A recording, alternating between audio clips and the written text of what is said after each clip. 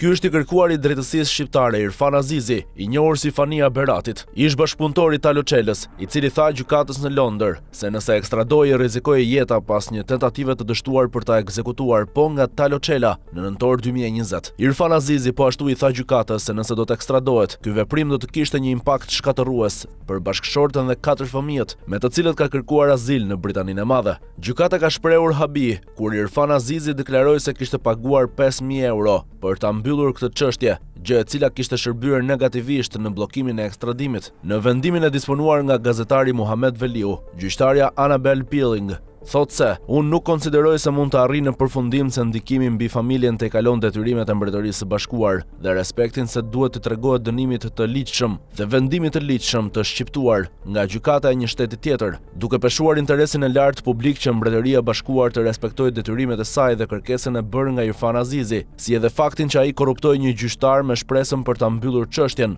kundrejt ndikimit mbi familjen e tij dhe jetën e tyre familjare. Balanca anon qartë në favor të ekstradimit. Gjyqtarja britanike në pikën e 73 të vendimit nuk i jep peshë dhe nuk e pranoi kërkesën e Irfan Azizit se nëse ekstradohet do tentohet të vritet përsëri. Kam arritur në përfundimin se edhe nëse ka pasur një tentativë ndaj jetës së Irfan Azizit në nëntor 2020, e cila mund të mos jetë hetuar plotësisht nga policia në Shqipëri, ai e ka egzageruar nivelin e kërcënimit me të cilin është përballur atëherë dhe që përballet tani, nuk e besoi deklarimin e tij se ai kishte frikë për sigurinë e partneres dhe fëmijëve të tij. Ata jo vetëm që kanë mundur të qëndrojnë të sigurt në Shqipëri pa të, por edhe kanë qenë gjithashtu në gjendje të udhëtojnë në Mbretërinë e Bashkuar për t'u bashkuar atij pa bërë asnjë kërcënim. Pretendimi se policia i kishte thënë të ikte ishte një shtesë e vonshme në rrëfimin e tij për atë që kishte ndodhur, në përpjekje për të forcuar provat mbi çdo kërcënim që ai pretendon se ka përballur në Shqipëri. Gjyqtarja Pilling shprehet se duhet të rrëzojë kundërshtinë të kërkuarit të drejtësisë shqiptare dhe ta çojë çështjen tek Sekretaria e Shtetit për ta firmosur, nga ku do të theksohet se Azizi duhet të gëzojë të drejtën e rigjykimit. Irfan Azizi, thotë gjyqtarja britanike, ka 14 ditë kohë nga data e vendimit për të apeluar, por për momentin nuk mund të ekstradohet pa marrë një përgjigje nga Home Office për kërkesën e azilit që ka bërë.